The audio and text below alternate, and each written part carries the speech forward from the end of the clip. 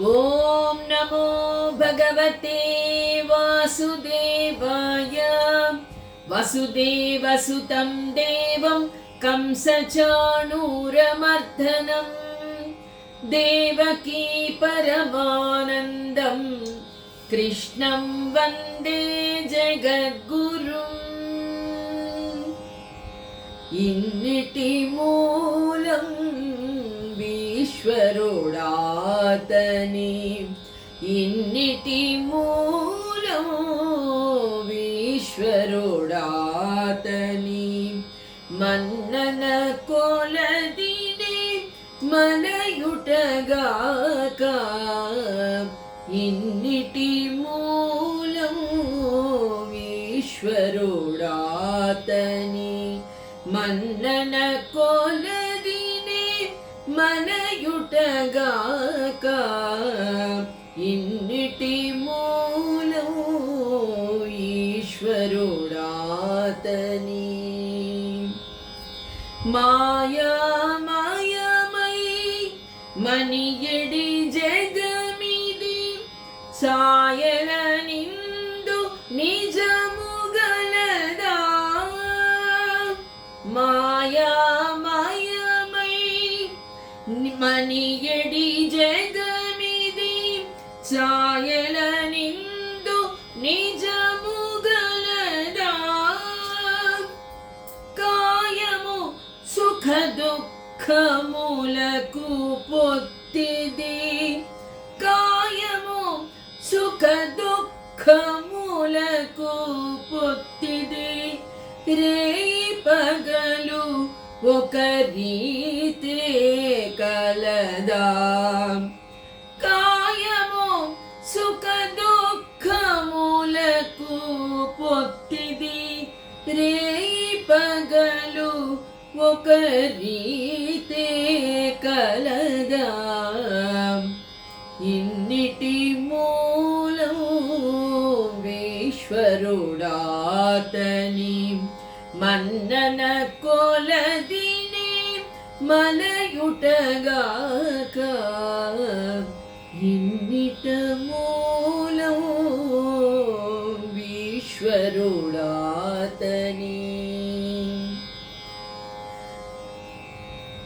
ఆత్మబంధువులారా, భగవద్భక్తులారా, అన్నమయ్య రాసినటువంటి ఈ కీర్తన ఎంత అర్థంతో కూడుకొని ఉన్నదో మనము ఇన్ని యోగాలని గురించి తెలుసుకున్నాం. ఇప్పుడు ఆ భగవంతుడే, ఆయనే అన్నిటికీ మూలము అని ఒక్క విషయాన్ని అందరము తెలుసుకోవాలి. ఇన్నిట మూలం వీతడు ఈశ్వరుడు, అతని మన్నన కొలదినే మలయుటగాక. అతడు సృష్టిస్తేనే, అతడు పోషిస్తేనే, మనలందరినీ కూడా చల్లగా చూస్తేనే మనం ఈ విధంగా సంతోషంగా ఉన్నాం లోకంలో. అతని మన్నన కొలదినే మలయుటగాక. మాయామయమై మనియడి జగమిది ఛాయల నిందు నిజముగలదా. అణు అణువు కూడా ఆ విష్ణువు యొక్క మాయతో కూడుకుని ఉన్నటువంటి ఒక ఆట అని మనం చెప్పుకున్నాం, ఒక ప్రయాణము ఈ జీవితము. అంతేగాని ఛాయల నిందు నిజము గలదా. ఎక్కడైనా వెతికి చూస్తామన్నా ఎక్కడైనా నిజముందా? అంతా భ్రాంతి, అంతా మాయ. కాయము సుఖ దుఃఖములకు పొత్తిది, రేయి పగలు ఒక రీతే కలదా. రాత్రైతే చీకటవుతుంది, పగలైతే వెలుగొస్తుంది. ఆ విధంగానే ఈ కాయము, ఈ శరీరము సుఖ దుఃఖాలకు ఇక్కడ అన్నీ ఉన్నాయి. సుఖముంది, దుఃఖముంది, పొత్తిది, సంబంధం పెట్టుకుంది సుఖ దుఃఖాలతో ఈ శరీరం. అంతే. రేయి పగలు ఒక రీతే కలదా అంటే దుఃఖం వచ్చినప్పుడు మనము చాలా కుంగిపోతాం, సుఖం రాగానే పొంగిపోతాం. కానీ రేయి పగలు ఏ విధంగా వస్తూ పోతూ ఉంటాయో ఈ జీవితం, ఈ కాయము సుఖ దుఃఖాలతో కూడుకుని మనము మన కర్మలన్నింటినీ అనుభవిస్తూ ఉన్నాము. అంతే కదా. ఎంత చక్కటి అర్థంతో కూడుకున్నది ఇప్పుడు మనము ఇన్ని యోగాలు తెలుసుకున్న తర్వాత పురుషోత్తమ ప్రాప్తి యోగము, ఆ పురుషోత్తముడిని ఏ విధంగా మనము దగ్గరికి తీసుకోవాలి, మనకి ఏ విధంగా ఆ పురుషోత్తముడు ప్రాప్తి అవుతాడు అనేది ఇప్పుడు మనం తెలుసుకోబోతున్నాము ఆ కృష్ణ పరమాత్మ మాటల్లోనే. ఓం శ్రీకృష్ణ పరబ్రహ్మణే నమః. శ్రీమద్భగవద్గీత పంచదశోధ్యాయః పురుషోత్తమ ప్రాప్తి యోగః. ఇప్పుడు పురుషోత్తమ ప్రాప్తి గురించి జ్ఞానేశ్వర మహారాజ్ గారు మనకు ఒక చిన్న పరిచయం, అసలు ఏంటి భగవంతుడు దేని గురించి చెప్పబోతూ ఉన్నాడు. మనం ఇంతవరకు అన్ని యోగాలు కూడా తెలుసుకున్నాము, భక్తి జ్ఞాన వైరాగ్య మార్గాలు భగవంతుడిని చేరుకోవడానికి. అలాగే ఇప్పుడు ఆ పురుషోత్తముడు ఏ విధంగా ఈ పురుషోత్తమ ప్రాప్తి యోగాన్ని చెప్పబోతూ ఉన్నాడు. అసలు ఏమిటి ఈ పురుషోత్తమ ప్రాప్తి యోగము? అయితే జ్ఞానాన్ని సంపాదించిన తరువాత జ్ఞానము కలిగినటువంటి మనస్సు ఏ విధంగా ఉండాలి? ఒక శుద్ధమైన కమలములాగా ఉండాలి. అంటే విరక్తి లేనటువంటి జ్ఞానము వృధా. జ్ఞానం అన్ని తెలుసుకున్నాం, మాకు అన్నీ తెలుసు అంటాం, కానీ ఈ ప్రపంచంలో మనము మళ్ళీ మాయలో పడిపోతాం. రక్తి, పూర్తి భోగాలు, అందరి ఎడల, కుటుంబము ఎడల, సంపద ఎడల, తర్వాత అణువు ఎడల మనకు మోహము. అది మనల్ని విడిచిపెట్టి పోవడం లేదు. అప్పుడు ఎంత జ్ఞానము ఉన్నా కూడా చాలా శుద్ధ వేస్ట్ అని ఆ భగవంతుడు మనకి చెప్పబోతూ ఉన్నాడు. అంతేకాదు, చూడండి, భోజనం చేసేవాడికి చాలా పంచభక్ష పరమాన్నాలతో వడ్డించాడు అనుకోండి మనం భోజనం తినమని, కానీ అందులో విషం కూడా ఉంది అని ఎవరైనా చెప్పారనుకోండి, వెంటనే లేచి వెళ్ళిపోతాం. ఆ భోజనాన్ని ఎవరైనా చేస్తారా? చెయ్యరు. అంటే ఇంకా ఈ జీవితం మీద రక్తి ఉంది, ఇంకా నేనేదో అనుభవించాలి, ఇంకా నేనేదో చేసేయాలి అని ఒక విధమైనటువంటి మోహము, ఆ మోహము, అహంకారం, ఈ శరీరం మీద మమకారం, అవి ఉన్నంత వరకు ఎంత జ్ఞానం ఉన్నా కూడా ఏమీ లాభం లేదు అంటూ ఉన్నాడు. ఈ 15వ అధ్యాయంలో శ్రీకృష్ణుడు ఒక వృక్ష రూపం ద్వారా ఈ సంసారాన్ని అనిత్యంగా చెప్తూ ఉన్నాడు.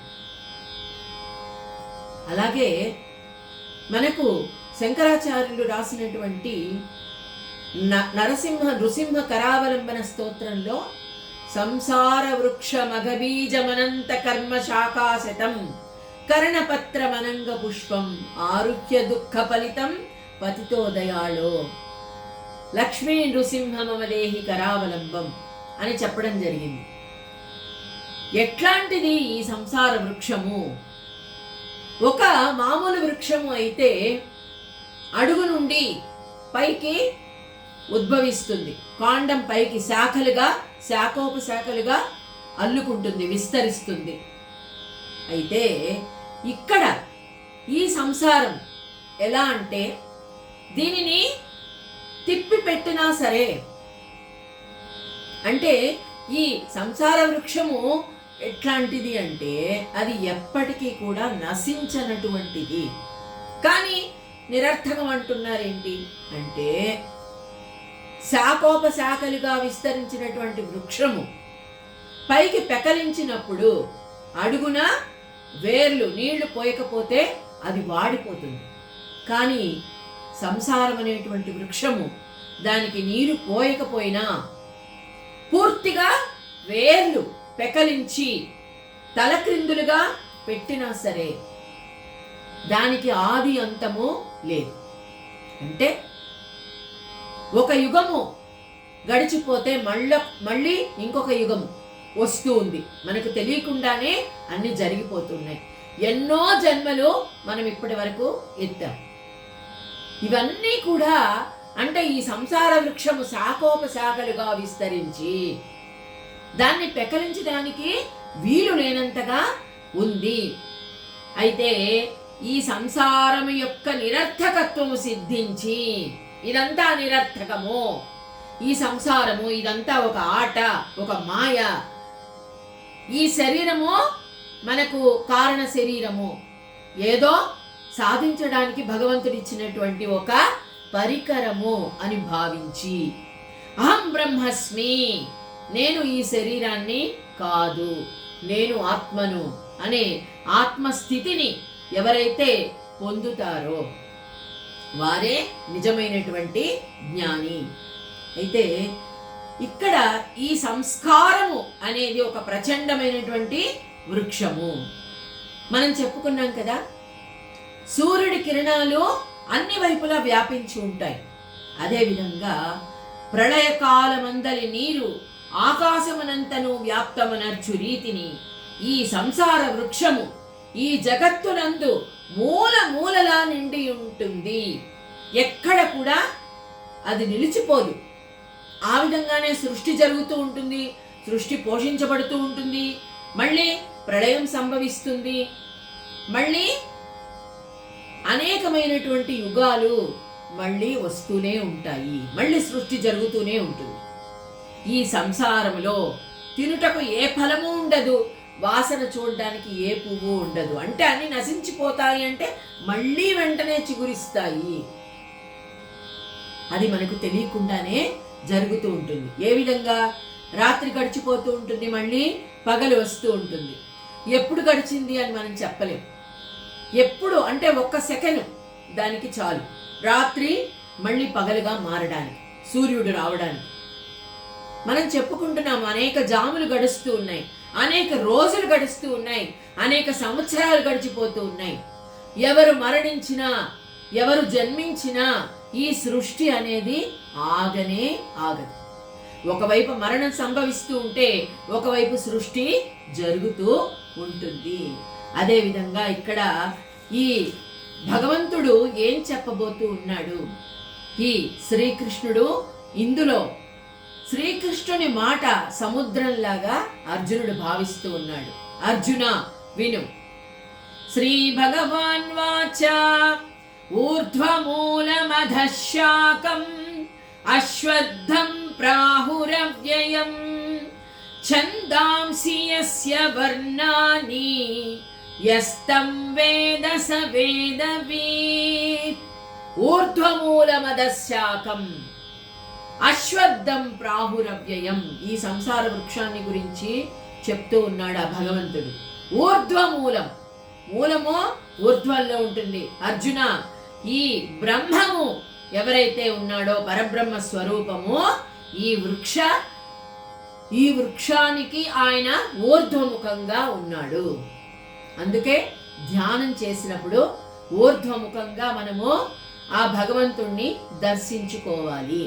మన మనసులో ఒక బిందు రూపంలోనో, ఒక ఓంకారంగానో, ఏ విధంగానైనా సరే ఊర్ధ్వమూలమధః శాకం, శాఖలన్నీ అధశాకం కింద విస్తరించి ఉన్నాయి. ఈ వృక్ష సంబంధం వలననే అతనికి ఊర్ధత్వము, ఉచ్చత్వము, అంటే మనం అందుకోవాల్సినటువంటి వాడు పరబ్రహ్మ స్వరూపము ఉచ్చ స్థితిలో ఉన్నాడు. అయితే ఈయన ఏకరూపుడు, అద్వైతుడు, కైవల్య తత్వము ఇవన్నీ ఉన్నందువలన ఊర్ధ్వ, మధ్య, అధమము ఇవన్నీ ఆయనకు లేవు. కైవల్యాన్ని, మోక్షాన్ని ఇచ్చేవాడు అతడే. కానీ ఒక వృక్షాన్ని సంసారంగా పోల్చుకుంటే ఆయన ఊర్ధ్వముఖంలో ఉన్నాడు, బ్రహ్మతత్వము. అయితే ఈవలి ఒడ్డు, ఆవలి ఒడ్డు, తనకు ముందు వెనక ఏదీ లేదు ఆ పరబ్రహ్మ స్వరూపానికి. ఆది అంతము లేని ఆ పరమాత్మ అంతర్యామి. అంతేకాదు, ఎవడు ఉపాధి సంబంధము వలన మాత్రమే నానా రూపాత్మక విశ్వము అగును. ఉపాధి అంటే ఒక వృక్షంలో ఒక జీవిలో, ఒక సూక్ష్మ జీవిలో, అణువున ఈ ప్రకృతిలో, ఈ అనేకమైనటువంటి జీవులలో వ్యాప్తి చెంది ఉన్నాడు. కాబట్టి ఆయన విశ్వరూపకంగా కనిపిస్తూ ఉన్నాడు. అలాగే ఎవడు జ్ఞాత, జ్ఞేయ వస్తువు లేకుండానే జ్ఞానము, ఆయనే, అన్నీ కూడా ఆయనే అని మనం తెలుసుకున్నాం కదా. అయితే ఎవడు కార్యకారణము రెండింటికి అతనే మూలము. అదేవిధంగా ఇక ఎప్పుడూ కేవలం స్వయంగానే ఆత్మస్వరూపంగానే ఉంటాడు భగవంతుడని మనం తెలుసుకున్నాం కదా. ఆత్మ సాక్షాత్కారం ఎప్పుడు అవుతుందో అప్పుడు భగవంతుడు ఇక్కడ మన హృదయంలోనే ఉంటాడని మనం తెలుసుకున్నాం. కాబట్టి అట్టి అద్వితీయ తత్వమే ఈ సంసార వృక్ష రూపానికి ఊర్ధ్వము. అయితే మొదలునందు ఏ రీతిని అంకురములు వెలువడునో ఇప్పుడు నీకు చెప్తాను అంటున్నాడు. ఛందాంసి యస్య వర్ణాని, ఛందాంసి యస్య పర్ణాని, యస్తం వేద స వేదవేద్. అయితే ఇక్కడ ఊర్ధ్వము భగవంతుడని చెప్పుకున్నాం. అయితే ఏది సత్తు, ఏది అసత్తు కూడా కాదో, ఏది అసలు ఆలోచించడానికి కూడా వీలు కాదో, ఏది ఆది నుండి అనాది వరకు ఉందో, ఈ సంసార వృక్షము యొక్క సూక్ష్మ బీజము. అయితే ఈ ప్రపంచానికి అంతటికీ కూడా ఒక జన్మభూమి ఏదో మిథ్యా జ్ఞానం, అదే మాయ, అదే మాయ, అదే నిర్గుణ బ్రహ్మమునందు లేనే లేదన్నట్టుల వసించును. నిర్గుణ పరబ్రహ్మ స్వరూపం ఆయన. పరబ్రహ్మ స్వరూపంలోనే ఆ మాయ ఉంది. కానీ ఆ మాయని ఎవరు కూడా కనుక్కోలేరు. ఆ విష్ణు మాయ అలాంటిది. నీ మాయా నాటకమే జగతి, నీవే ఆటలు ఆడించిన, నేనాడుటకు ఇక అలసెదనా, ఆనంద స్వరూప అని నాయనమ్మ గారు రాసుకున్నారు. నీ మాయా నాటకమే జగతి. ఆ మాయ అనేది సంసార వృక్షం యొక్క సూక్ష్మ బీజము. ఆయనలోనే ఉంటుంది, నిర్గుణ పరబ్రహ్మ స్వరూపంలో. కానీ ఎవరో కనుక్కోలేరు. ఎలాగా? మనం నిద్ర వచ్చినప్పుడు జ్ఞానశూన్యులుగా మారిపోతాం. మనకు తెలియకుండానే అన్ని మర్చిపోయి హాయిగా నిద్రపోతాం. పగటి నుండి రాత్రి వరకు జరిగిన సంగతులన్నీ కూడా మర్చిపోతాము. అదే మాయ. అయితే దీపపు కొడిని సృష్టించి తన కాంతిని తానే తగ్గించుకొను రీతిని. దీపపు కొడి అక్కడ ఒక మసిలాగా వస్తుంది. అప్పుడు ఏమవుతుంది? ఆ దీపపు వెలుగు తగ్గిపోతుంది. అదేవిధంగా ఇక్కడ నిర్గుణ బ్రహ్మమందు జనించిన ఏ మాయ ఉందో అది తన మూల స్వరూపమును గుర్తించడంలో మరిచిపోతుంది, విస్మృతి కలిగినదో. అదే ఈ సంసార వృక్షానికి ప్రథమ మూలము. సంసార వృక్షానికి మూలమేది? ఆ విష్ణు మాయ. అదే ఇక్కడ చెప్తున్నాడు. అంతేకాదు, ఛందాంసి యస్య పర్ణాని, యస్తం వేద స వేదవేద్. ఇక్కడ ఇక వాస్తవిక స్వరూపాన్ని గురించి, వాస్తవిక స్వరూపం అంటే నిజంగా జ్ఞాని తన ఆత్మ తన స్వరూపాన్ని తెలుసుకోలేకపోతుంది కదా, మర్చిపోతుంది కదా. దానిని అదేమిటి? ఈ సంసార వృక్షానికి ప్రధాన స్కందము, మరచిపోవడం. దీనిని వేదాంతంలో బీజభావము అంటారు. బీజభావము, విత్తనము నాటిన తరువాత ఇక ఆ విత్తనము దానిలో స్మృతి అనేది ఉండదు. నా నుంచే కదా ఈ వృక్షం వచ్చింది, నా నుండే కదా ఈ శాఖలన్నీ వచ్చాయి అనేది దానితో సంబంధం లేదు. ఇక దాని రూపం పూర్తిగా కోల్పోతుంది. చిన్న బీజము, చిన్న విత్తనం, దాని నుండి ఇంత పెద్ద వృక్షము వస్తుంది. అదేవిధంగా పూర్ణ అజ్ఞానమయం మరియు సుషుప్తావస్థ, దీనినే బీజాంకుర భావము అంటారు కదా. బీజాన్ని నాటుతాం, మనం నీళ్లు పోస్తాం, దానిలో నుండి మొక్క ఎలా వస్తుందో, అంకురం ఎలా వస్తుందో మనం గమనిస్తామా? గమనించలేము.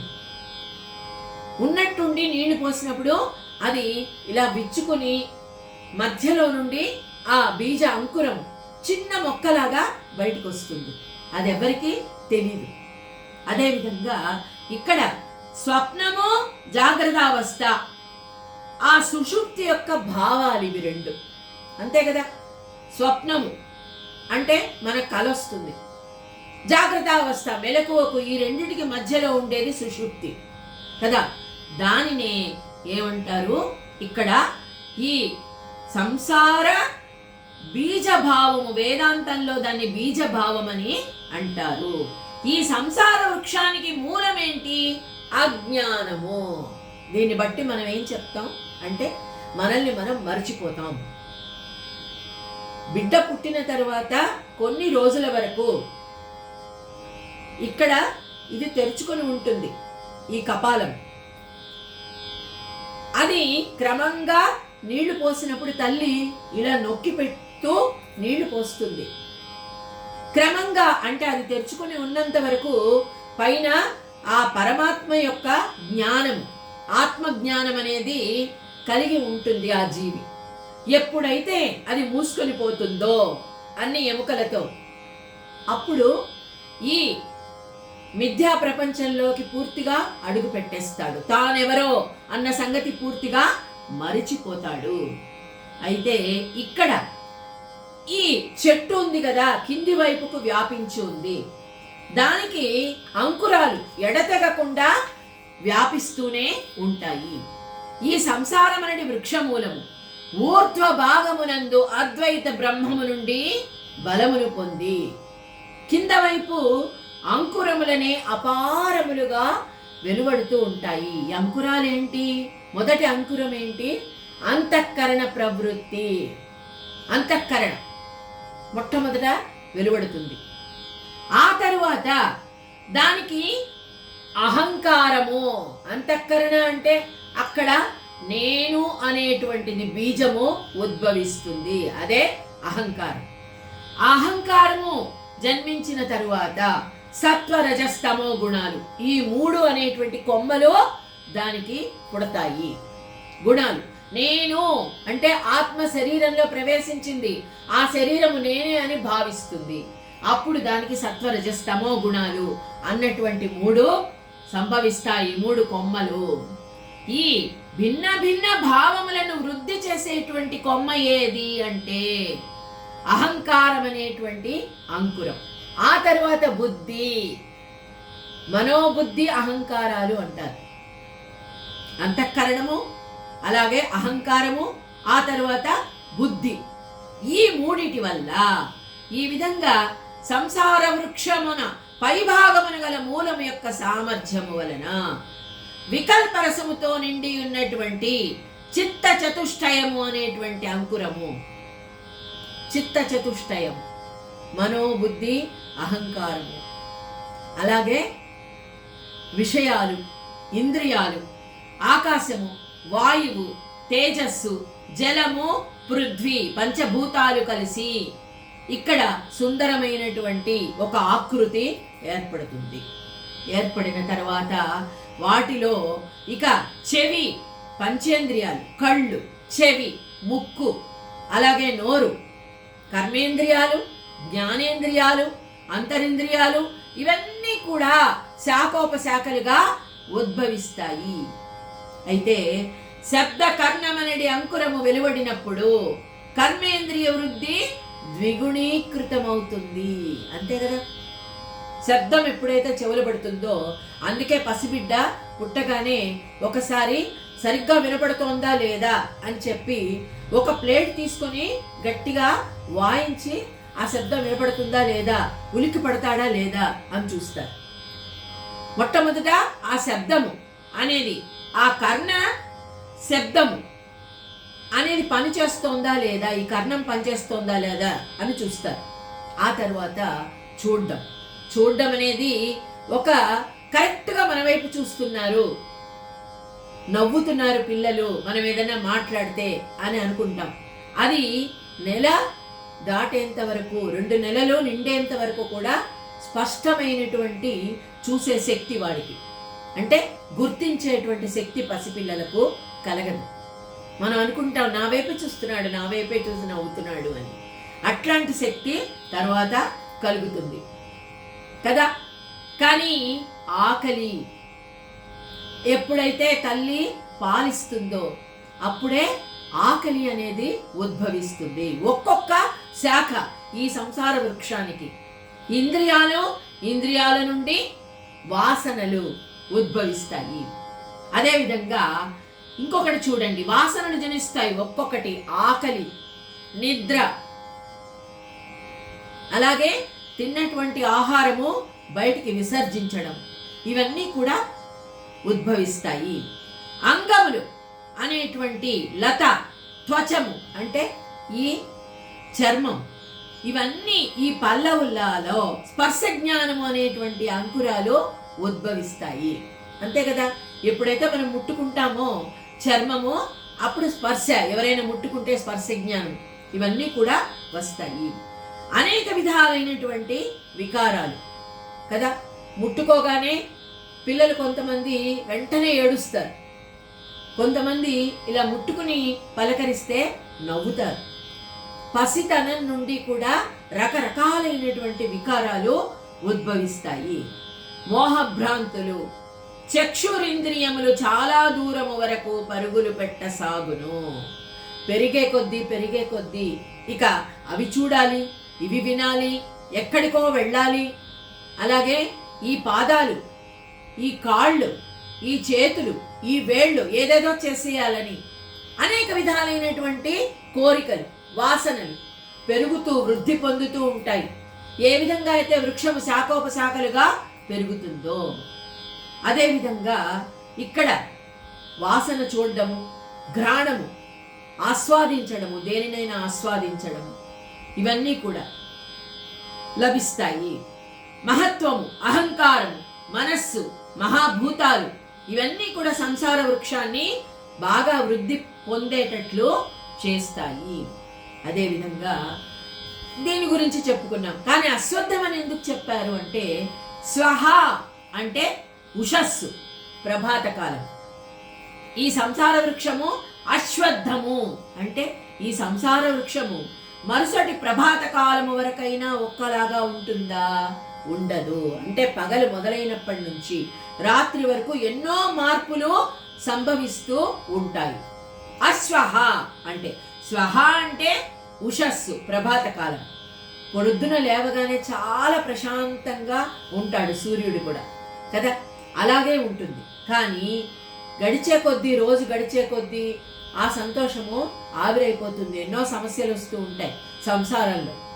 అది ఎవరి వల్ల అయినా కావచ్చు. మనం బయటికి వెళ్తాం, ఎన్నో సమస్యలు వస్తూ ఉంటాయి. అదేవిధంగా ఒకసారి ఆనందంగా ఉంటాం, ఒకసారి దుఃఖం వచ్చేస్తుంది. ఒకసారి అందరితో చాలా సంతోషంగా మాట్లాడతాం, మళ్ళీ ఏదో సమస్యలు ఇరుక్కున్నప్పుడు, వెంటనే కష్టం వచ్చినప్పుడు దుఃఖము వస్తుంది. అయ్యో ఇంతేనా ఈ జీవితము అనిపిస్తుంది. అంతలోనే అంటే అనేక మార్పులతో కూడుకొని ఉన్నటువంటిది ఈ సంసార వృక్షము. ఎప్పుడు శాంతంగా ఉండదు. చూడండి ఏ విధంగా అంటే, మేఘము ఒక్కొక్కసారి ఒక్కొక్క రకంగా ఉంటుంది కదా. రంగు నల్లగా మారిపోతుంది వర్షం వచ్చేటప్పుడు, మళ్ళీ నీలంగా మారిపోతుంది ఆకాశము. అదేవిధంగా విద్యుత్తు రెప్ప పాటు కూడా అఖండంగా ఉండదు. ఒక్కొక్కసారి చూడండి కరెంటు చాలా వచ్చిందంట, చాలా ప్రకాశవంతంగా వెలుగుతుంది, ఒక్కొక్కసారి చాలా డల్ అయిపోతుంది. అలా డల్ అయినప్పుడు ఒక్కొక్కసారి మనకు టీవీలు అన్నీ కూడా దెబ్బతింటూ ఉంటాయి. అదేవిధంగా ఇక్కడ చూడండి, ఇక్కడ ఎల్లప్పుడూ కంపిస్తూ ఉండేటువంటి కమలపత్రం నీటి పైన క్షణం సేపైనా శాంతముగా ఉండని విధమున. ఆ కమలం కూడా ప్రశాంతంగా ఉండలేదట. నీటిలో నీరు ప్రవహిస్తూ ఉన్నప్పుడు, కదులుతూ ఉన్నప్పుడు ఆ కమలం కూడా కదులుతూ ఉంటుంది. అంటే మన మనస్సు కూడా అన్ని విధాలైనటువంటి వికారాలతో ఉంటుంది. ఈ సంసార వృక్షమే అటువంటిది. ఈ సంసార వృక్షం ఎప్పుడు కూడా స్థిరంగా ఉండదు, ఒక్క తీరును కూడా ఉండదు. క్షణక్షణము నాశనం పొందుతూ ఉంటుంది, మళ్ళీ వృద్ధి పొందుతూ ఉంటుంది. అంతే కదా, ఎప్పుడు సృష్టి జరుగుతూ ఉంటుంది, వృద్ధి పొందుతూ ఉంటుంది. ఓ పక్క పెరిగేవాళ్ళు పెరుగుతూ ఉంటారు, ఈ జీవితంలో వృద్ధికి వచ్చేవాళ్ళు వస్తూ ఉంటారు. ఒకవైపు ఆరోగ్యం నశించి వృద్ధులైపోయి అలాగే మరణం సంభవించి పోయేవాళ్ళు కూడా పోతూ ఉంటారు. కాబట్టి దీన్ని అశ్వత్థము అని అన్నారు. అయితే ఇంకా అలౌకిక గ్రంథం ఇది, అక్షయము. అక్షయము అని ఎందుకు అన్నారు దీన్ని అంటే, ఒకవైపు సముద్రం ఎప్పుడు అక్షయంగానే ఉంటుంది. చూసారా, అంటే వర్షం పడినప్పుడు నీళ్లు ఎన్ని నిండినా సరే సముద్రం ఒక్కలాగే ఉంటుంది. మీకు పెరిగినట్టుగా కనిపిస్తుందా? నదులు పెరిగినట్టుగా కనిపిస్తాయి కానీ సముద్రం పెరిగినట్టుగా కనిపించదు. నీళ్లు వచ్చినా సరే నీళ్లు రాకపోయినా సరే సముద్రం అలాగే ఉంటుంది. అదేవిధంగా ఇక్కడ ఈ సంసార వృక్షంలో సృష్టి స్థితి లయాలు జరుగుతూ ఉంటాయి కానీ మీకు బోధపడవు. ప్రళయం వస్తుంది అని అంటూ ఉంటాం, ప్రళయం వచ్చినప్పుడు ఏదో జరుగుతుంది అని అంటూ ఉంటాం మనం కదా. ప్రళయం వచ్చినప్పుడు ఏదో జరుగుతుంది, ఇదంతా ముగిసిపోతుంది, ఈ సృష్టి ముగిసిపోతుంది. కానీ అది ఎప్పుడు జరుగుతుందో మీకు ఎప్పుడు కూడా తెలియదు. కన్ను మూసి రెప్పపాటు కాలంలోనే అన్నీ జరిగిపోతాయి. కాబట్టి ఎప్పుడు జరిగింది అనేది మనకు సృష్టి స్థితి లయాలు త్వరగా జరుగుతూ ఉంటాయి. కాబట్టి దీన్ని ఏమంటారు? అవ్యయము అంటారు, అక్షయము అని కూడా అంటారు. ప్రళయ సమయంలో వాయు వలన ఒక విశ్వావరణ భస్మమగుటతోడనే నూతన కల్పాలు ప్రారంభమవుతాయి. అదేవిధంగా కాకికి 2 కళ్ళు ఉంటాయి కానీ కను పాప మాత్రం ఒకటే ఉంటుందట. కానీ ఒకే క్షణంలో ఆ కాకి 2 కనులు యందు సమానంగా తిప్పుతూ ఉంటుంది. కాబట్టి మీకు 2 ఉన్నట్లుగా కనిపిస్తాయి. బొంగరం తిరుగుతూ ఉంటుంది, తిరుగుతూ ఉన్నప్పుడు అది నిలిచిపోయినట్టుగా కనిపిస్తుంది మీకు ఎక్కువ స్పీడ్గా తిప్పినప్పుడు కదా. కానీ అది తిరుగుతూ ఉంది.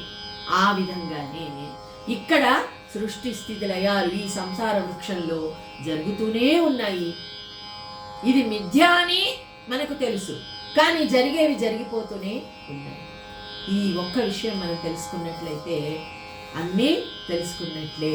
ఆ భగవంతుడు దీని గురించి ఇంకా ఏం చెప్పబోతున్నాడో మనం రేపటి రోజున తెలుసుకుందాం. ఓం శ్రీకృష్ణ పరబ్రహ్మణే నమః.